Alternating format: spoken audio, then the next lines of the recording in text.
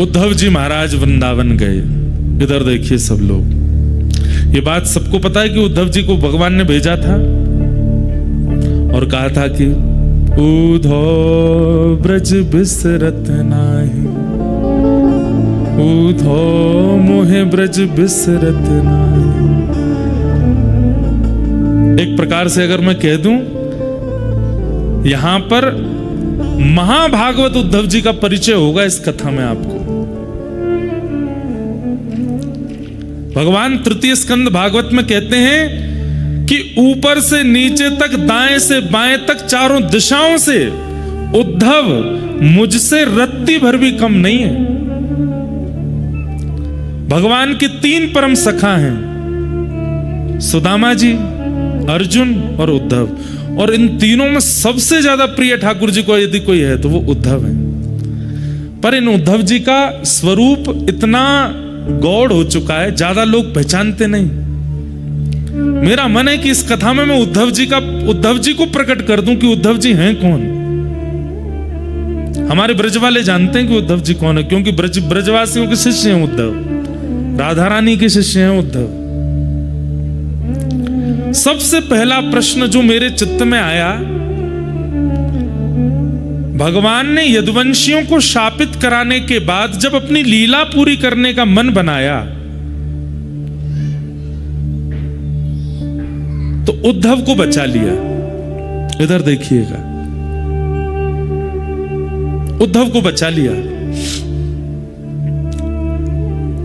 कथा में 2-3 बार ये सुना चुका हूं पहले, पर नहीं सुनी हो तो सुन लो। जब यदुवंशियों को शाप लगा तो यदुवंशी सारे गए भगवान के पास और भगवान से जाकर के बोले कि हमारे कुल को शाप लगा है नाथ, अब हम क्या करें। तो भगवान ने समस्त यदुवंशियों को उपदेश देते हुए कहा, सोमनाथ जाओ। अच्छा, ये भी एक कड़ी है, हमारे पाठक परिवार ने 12 ज्योतिर्लिंग में कथा कराने का संकल्प लिया था और जिसकी पहली कथा सोमनाथ में हुई। उसके बाद गत वर्ष रामेश्वरम में हुई दिसंबर में। इस बार मन था कहां करें, केदारनाथ में तो व्यवस्थाएं इतनी व्यवस्थित हो नहीं पाती, तो केदारनाथ जी के भाव से बद्रीनाथ में हो रही है। कालांतर में कभी व्यवस्था बन जाएगी तो केदारनाथ भी करेंगे, पर हमारी अगले साल एक कथा है केदारनाथ में। एक वैष्णव है, वो सब व्यवस्था कर रहे हैं वहां पे। तो आज का जो प्रसंग है ये भी सोमनाथ से शुरू हुआ है, इसलिए सोमनाथ भगवान हमारी हर कथा में प्रथम कथा से ही वो विराजमान है। ये बात आप याद रखिएगा, उनकी उपस्थिति से ही कथाएं हो रही हैं सारी। तो भगवान ने कहा कि सोमनाथ जाइए और सोमनाथ में जाकर के यज्ञ कीजिए। और यज्ञ भी नहीं, भगवान ने वहां पर एक उपदेश देते हुए एक बहुत सुंदर बात कही कि लिखने वाली बात है ये। ठाकुर जी कहते हैं,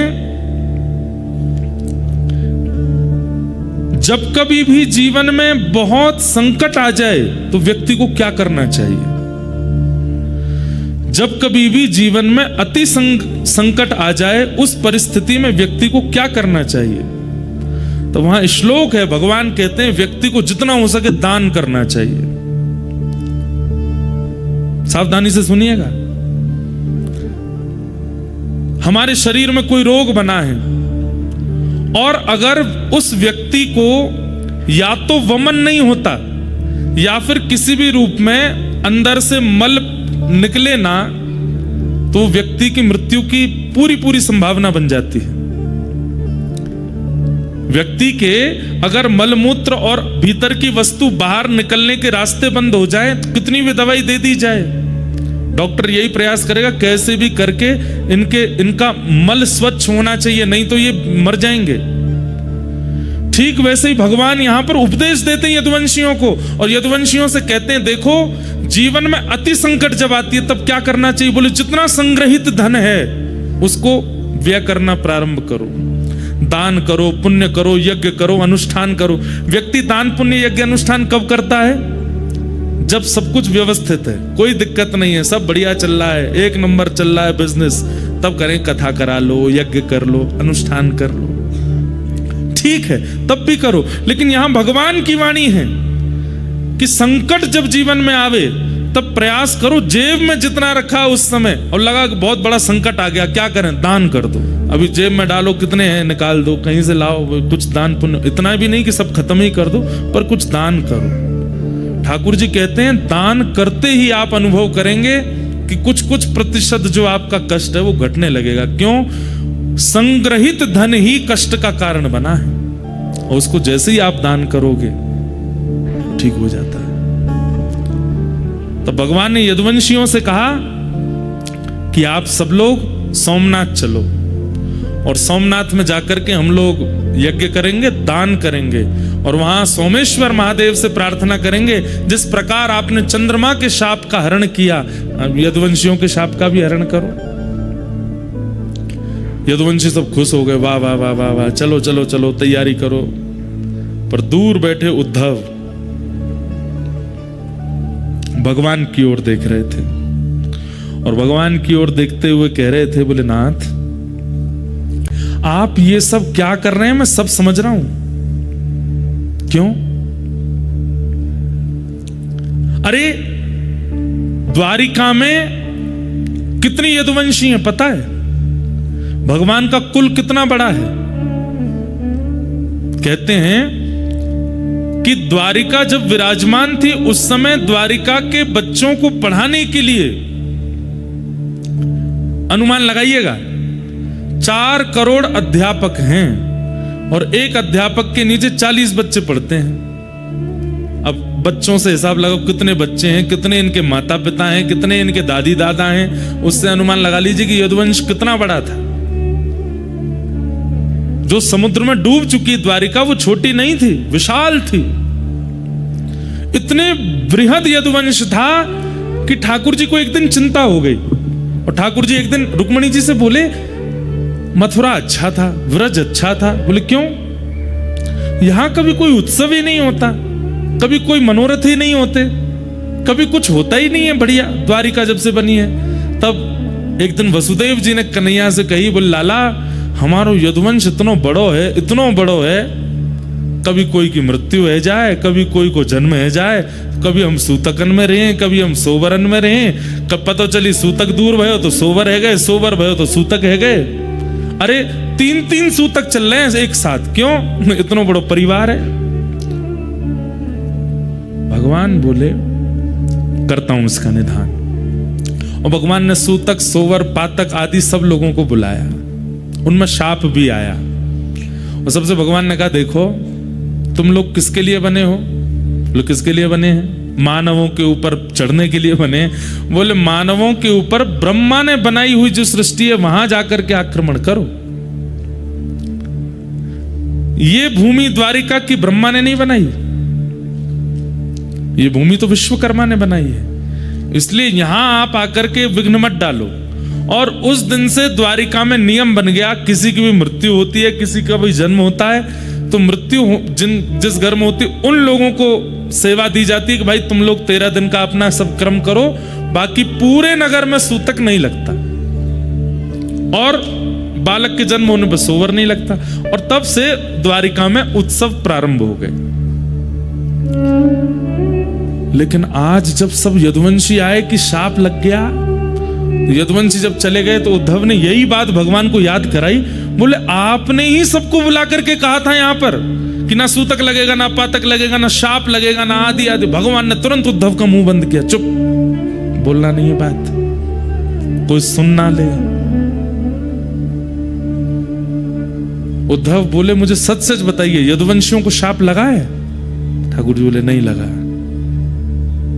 और आप इनको नाव दरिया पार करा करके सौराष्ट्र ले जाएंगे सोमनाथ, और वहां चरण रखते ही इनको शाप लग जाएगा? ठाकुर जी बोले हाँ। आप शाप लगवाने ले जा रहे हैं इनको, शाप मुक्त कराने नहीं लेके जा रहे हो, क्यों? भगवान बोले उद्धव बल, सुनिएगा इतनी सुंदर, मैं तो मतलब मुझे कभी कभी ये लग रहा है मैं श्रोता क्यों नहीं हूं, मैं वक्ता क्यों हूं, इतनी अच्छी वाणी है। ठाकुर जी क्या कह रहे हैं?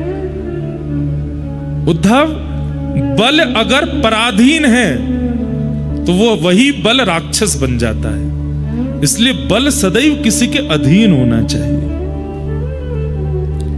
यदुवंशियों में बल है, पर ये धीरे धीरे धीरे धीरे सब पराधीन होते जा रहे हैं, ये मेरे अधीन नहीं है। और एक दिन ऐसा आएगा कि यदुवंशी अपने बल की पराधीनता से पूरी पृथ्वी का भक्षण कर लेंगे,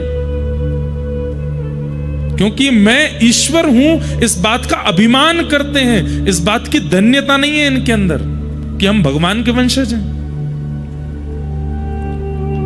कितनी अच्छी बात कह रहे हैं ठाकुर जी कि बल चाहे बुद्धि का हो, बल चाहे धन का हो, बल चाहे शरीर का हो, बल चाहे विवेक का हो, वो सदा पराधीन होना चाहिए,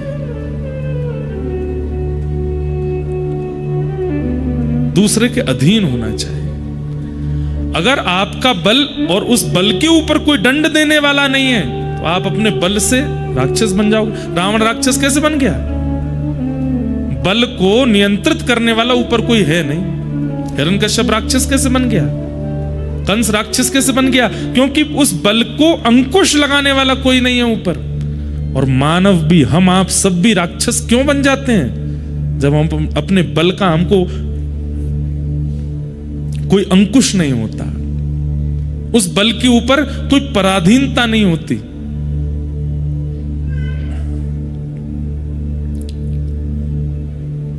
भगवान बोले इसलिए यदुवंशियों का नाश होना जरूरी है उद्धव, और मैं इन लोगों को लेके जाऊंगा, लेकिन तुम नहीं जाओगे। क्यों? मैं भी तो यदुवंशी हूं, मैं क्यों नहीं जाऊंगा? तो भगवान बोले उद्धव, कोई तो एक रहना चाहिए ना जो मेरी भक्ति का, मेरे भाव का, मेरे ज्ञान का, मेरे धर्म का आगे तक प्रचार कर सके। और फिर इसी विषय को ठाकुर जी यहां उद्धव के चित्त में विरक्ति आवे, भक्ति आवे, त्याग आवे। और वो कैसे आएगा? उद्धव यहां प्रश्न करता जा रहा है और ठाकुर जी उसको उत्तर देते जा रहे हैं। वही उद्धव कृष्ण संवाद है। अब हम चलते हैं, ये मध्य का भाग छोड़ दिया मैंने, जो उद्धव कृष्ण संवाद है। भूमिका प्रारंभ की बता दी कि उद्धव कृष्ण संवाद प्रारंभ कहां से होता है, कि उद्धव चरणों में बैठा है और चरणों में बैठ करके कह रहा है कि आप मुझे छोड़ करके क्यों जा रहे हैं? मुझे भी शाप क्यों नहीं लगवा रहे हैं? मेरा पूरा परिवार है, मैं भी यदुवंशी हूं, आप मेरे भाई हैं, ये सब मेरे चाचा ताऊ सब मेरे हैं, मुझे भी अपने साथ ले जाइए, मुझे अकेला क्यों छोड़ के जा रहे हैं? इसी ज्ञान का उपदेश देने के लिए ठाकुर जी अब यहां उद्धव गीता सुनाएंगे और उद्धव धीरे धीरे प्रश्न करेंगे और ठाकुर जी उनको बताएंगे। अब चलते हैं इसके अंत में। अंत में क्या होगा? जैसे उद्धव का ज्ञान पक्ष पूर्ण हो जाएगा, भगवान उद्धव को आज्ञा करते हैं, क्या उद्धव, अब मेरे जाति द्वारिका डूब जाएगी, तुम कहां जाओगे? उद्धव जी के मन में आया कि मुझे एक ही जगह भेज सकते हैं, ये कहां? वृंदावन। क्योंकि मैं शाम तक की कह के गया था इनसे कि मैं शाम को आ जाऊंगा, और 6 महीने तक उद्धव नहीं आए थे लौट करके। और उद्धव जी ने वहां पर झोली फैला करके मांगा भी था, आशा महो चरण रेणुज श्याम हम श्याम वृंदावने किमपि गुलमलतोषधीनाम।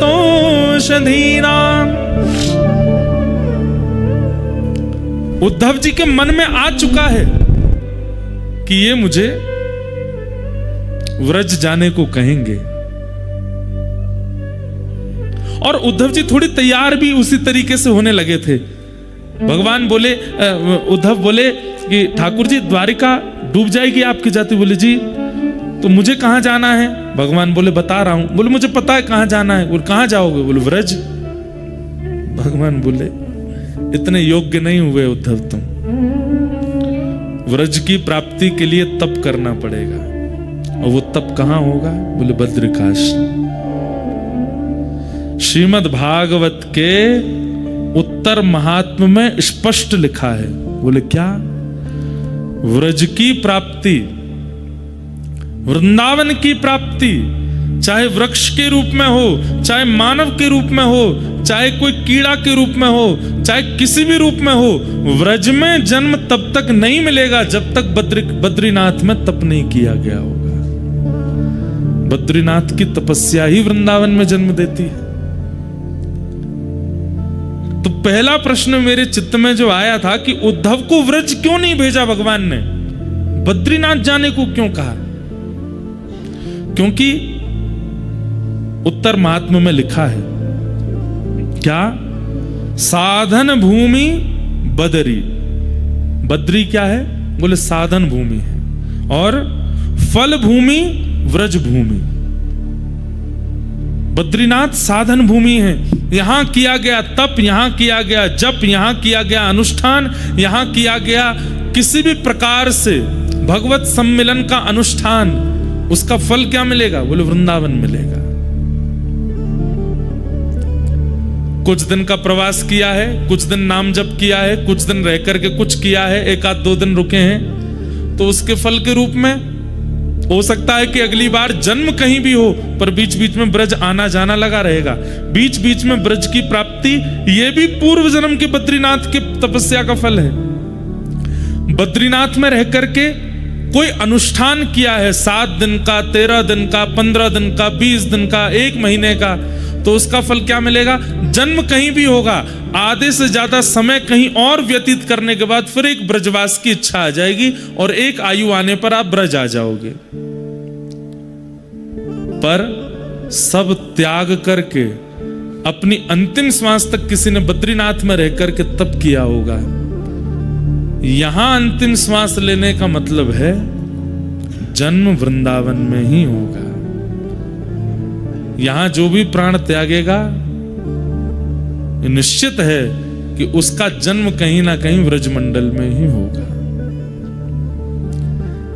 उद्धव ने झोली फैला करके मांगा है कि मुझे व्रज की प्राप्ति हो, तब भगवान आज जाते जाते कहते हैं उद्धव तुम बद्रीनाथ जाओ। उद्धव घबरा गए, बोले आपने व्रज जाने को नहीं कहा, जबकि आप जानते हैं कि ब्रजवासियों से, किशोरी जी से और व्रज से मेरा इतना प्रेम है, फिर भी आपने मुझे व्रज में निवास करने की आज्ञा नहीं दी, आप कह रहे हो बद्रीनाथ जाओ। तो भगवान प्रसन्न होकर के बोले व्रज ऐसे ही नहीं मिलेगा उद्धव, उसके लिए तुम्हें बद्रीनाथ में तप करना पड़ेगा, इसलिए तुम बद्रीनाथ जाओ। सोचिए, ये बात बोलने में आपको कैसा सुनने में लगा मुझे तो नहीं पता, पर कहते कहते मेरे तो रोंगटे खड़े हुए कि मेरा जन्म व्रज का है और ये मेरे कौन से जन्म के तप का फल है, इसलिए बद्रिकाश्रम इतना प्रिय लगता होगा। और एक और बात, जरूरी नहीं है व्रज में जन्म लेने वाला हर व्यक्ति बद्रीनाथ में तप करके गया होगा, क्योंकि व्रज में जन्म लेकर के व्रज को ही नहीं जानता ऐसा व्यक्ति का व्रज में जन्म लेने का कोई अभिप्राय नहीं। पर व्रज में जन्म लेकर के व्रज की महिमा जाने, रज की महिमा जाने, किशोरी जी की महिमा जाने, ठाकुर जी की महिमा जाने, यमुना जी की महिमा जाने, समझो वो पूर्व से बद्रीनाथ में तप करके आया है, तभी उसको व्रज मिला है। तो यहां एक रात्रि भी आप रुकते हैं, अगले जन्म में कम से कम वो 10 रात्रियों के रूप में व्रज की प्राप्ति होगी। यहां जितना लंबा समय, एक हमारे पंडित जी हैं वो तो 6 महीना धरती पर रहते हैं, मतलब नीचे रहते हैं, और 6 महीने यहां रहते हैं, ऐसा तप करते हैं, और उनको साक्षात शंख चक्र गदा पद्मधारी नारायण के दर्शन हुए इसी बद्रीनाथ में। तो जो पहला प्रश्न मेरे मन में था कि उद्धव को वृंदावन क्यों नहीं भेजा, उसका समाधान आज मिला। क्यों? क्योंकि सीधे वृंदावन ठाकुर जी कह रहे हैं ऐसे नहीं मिलेगा, वाकई लैया तो व्रज में बद्रीनाथ में तप करना पड़ेगा। नारायण क्यों बैठे हैं यहां तप में, उसके पीछे भी 2 कारण हैं, बहुत सावधानी से सुनिएगा। जगत नियंता जगदाधार परमात्मा को क्या आवश्यकता है तप में बैठने की, वो तप में क्यों बैठे हैं? तपस्या वो करता है जिसको कुछ चाहिए हो, या तपस्या वो करता है जो भगवत दर्शन करना चाहता हो। स्वयं भगवान है, स्वयं सर्वसमर्थ हैं, जिनकी भ्रगुटी टेढ़ी होने पर पर्वत बन जाते हैं, जिनके मुस्कुरा जाने पर समुद्र में लहरें आ जाती हैं, जिनके क्रोध हो जाने पर भूमि बीच से फट जाती है और नूतन प्रलय हो जाता है, उन परमात्मा को तप में बैठने की क्या आवश्यकता है? दो कारण। पहला कारण,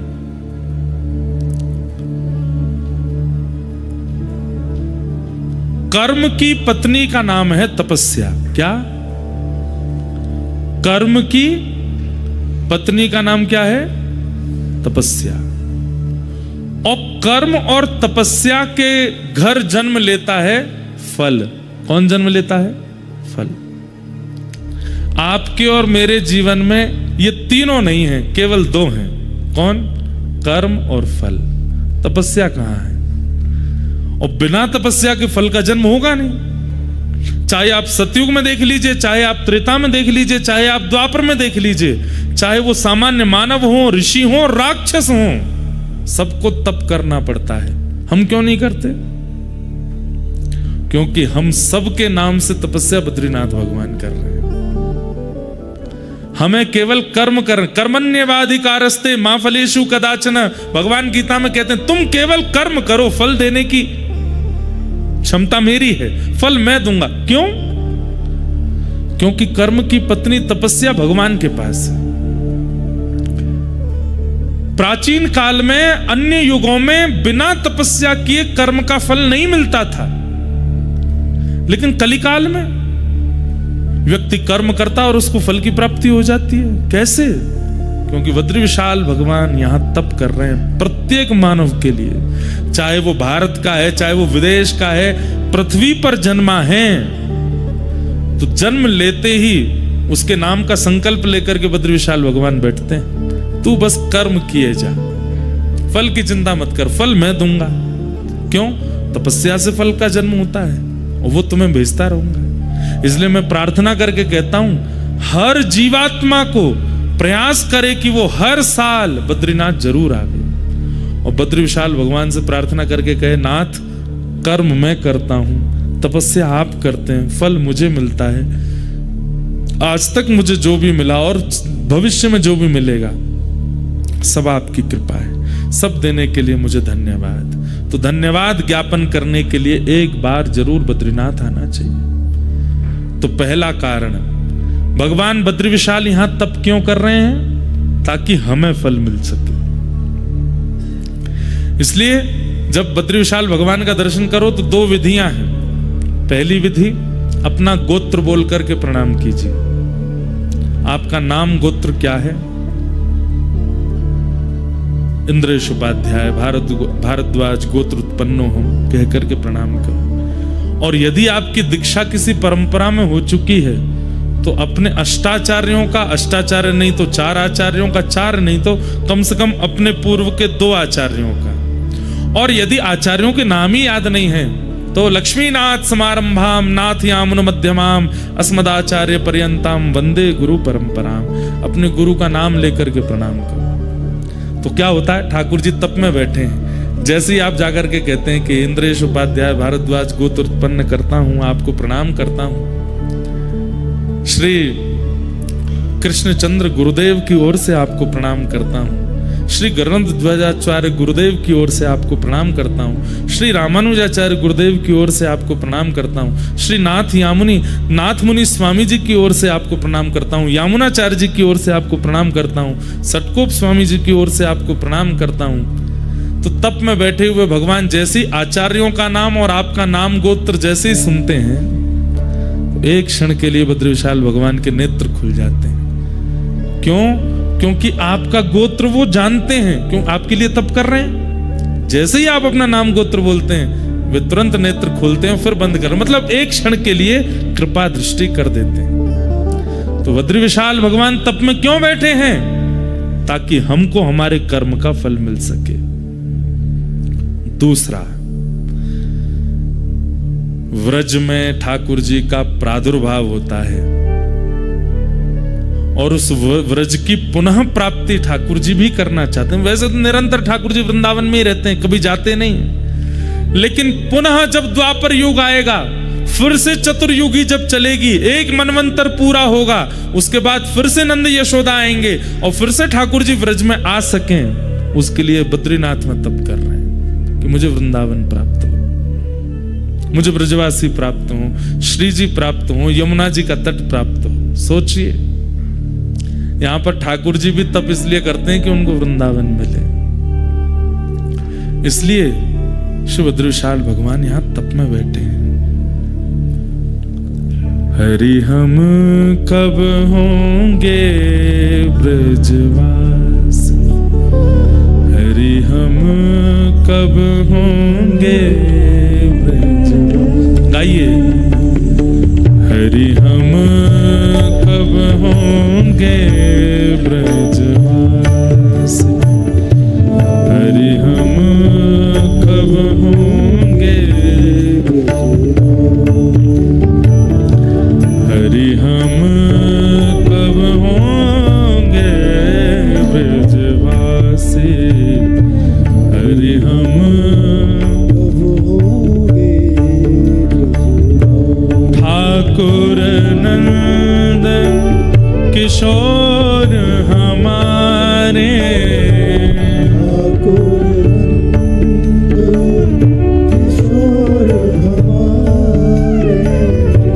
ठाकुर नंद किशोर हमारे, ठाकुर नंद किशोर हमारे, और ठकुरानी राधा से, ओ ठकुरानी। गाइए, हरि हम कब होंगे ब्रजवासी, हरि हम कब होंगे ब्रजवासी। ये पद तो नित्य बद्रीविशाल भगवान के सामने गाने वाला है। नर नारायण पर्वत को सुनाते हुए इस पद का गायन करना है, क्योंकि यही भूमि, पिछली बार मेरी कथा हुई थी तो यहाँ के उस काल के धर्माधिकारी जी आए थे और उन्होंने इतनी सुंदर बात कही कि बीज लगता है बद्रीनाथ में, वृक्ष प्रकट होता है बद्रीनाथ में, लेकिन शाखाएं लंबी लंबी जाती हैं। कुछ द्वारिका की ओर गई, कुछ जगन्नाथपुरी की ओर गई, कुछ दक्षिण की ओर गई, लेकिन जिस शाखा में फल लगता है वो शाखा जाती है ब्रजमंडल की ओर, जिसमें फल लगता है, जिस फल में क्षुधा निवृत्ति की स्थिति भी है, रस भी है, स्वाद भी है, वो फल तो व्रज में जाकर के प्रकट होता है, पर उसका बीज बोया यहीं जाता है। बंधुओं, वृंदावन की पहचान पूरे विश्व को किसने कराई? श्रीमद् भागवत। और वो भागवत कहां प्रकट हुई? यहीं, बीज यहीं बोया गया था, लेकिन वो विशाल वृक्ष प्रकट होकर के डाल पहुंची कहां? वृंदावन में। भागवत के सबसे ज्यादा वक्ता कहां है? भागवत के सबसे ज्यादा वक्ता वृंदावन में, भागवत कथा सबसे ज्यादा वृंदावन में। श्रीमद् भागवत जी का पठन पाठन कराने वाले विद्यालय भी सारे वृंदावन में, जबकि भागवत जी का विद्यालय यहां होना चाहिए, ये जन्म स्थान है। नहीं, सब इंटरकनेक्टेड हैं। बद्रीनाथ का एक ही फल है कि वृंदावन की प्राप्ति होती है। इसलिए ये पद तो बद्रीविशाल भगवान के सामने गाना है। हरि हम कब होंगे ब्रजवासी, हरि हम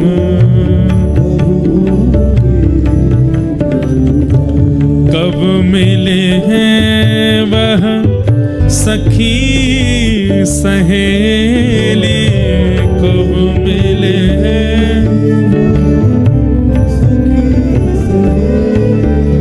ओ, कब मिले हैं वह सखी सहेली, कब मिले हैं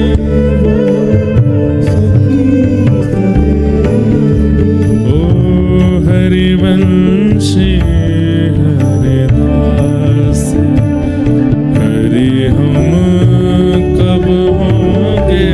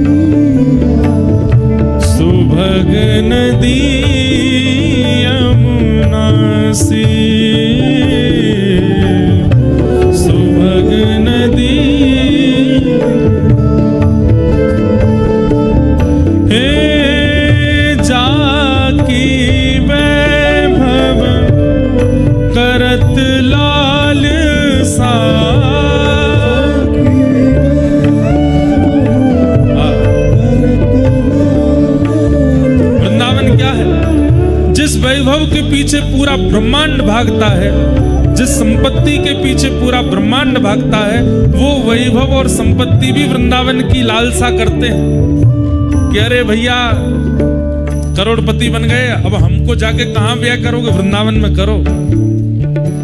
इतनी संपत्ति इतना वैभव आ गया है, कहां इसको खर्च करो, वृंदावन में जाकर कर दो। वैभव को भी इसकी लालसा रहती है, कहीं और मुझे खर्च ना करे मेरा स्वामी, इसको खर्च करने की इच्छा हो तो वृंदावन में करे। जाकी वैभव करत लालसा,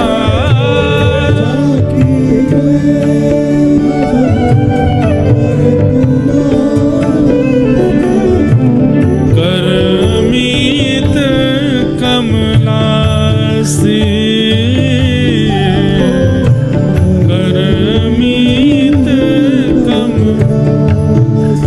कमला से कब होंगे ब्रजवासी, अरे हम कब होंगे ब्रजवासी, अरे हम कब होंगे ब्रजवासी, अरे हम कब होंगे। इतनी आस व्यास की पूजबहु, इतनी आस,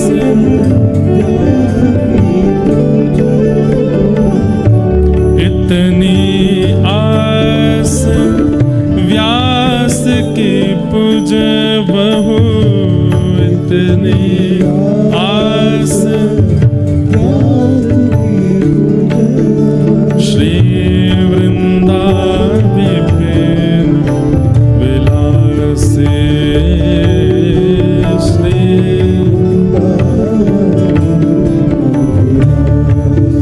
ओ हरि हम कब होंगे ब्रजवासी, हरि हम कब होंगे, हरि हम कब होंगे ब्रजवासी, हरि हम कब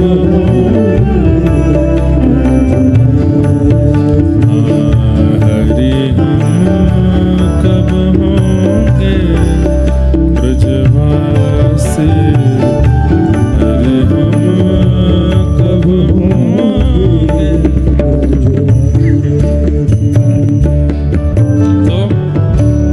जाकी वैभव करत लालसा, करमीत कमलासी, हरि हम कब होंगे ब्रजवासी। उस व्रज को प्रदान करने की क्षमता इस भूमि में है और केवल इसी भूमि में है। बाकी तो श्री जी की कृपा की अभिलाषा, श्री जी कृपा करें तो व्रज मिलेगो, व्रजवासी कृपा करें तो व्रज मिलेगो, लेकिन हम तो सब कर लेंगे जिससे भी मिले। और उसमें प्रथम यही है कि वृंदावन की प्राप्ति के लिए यहां तप करो।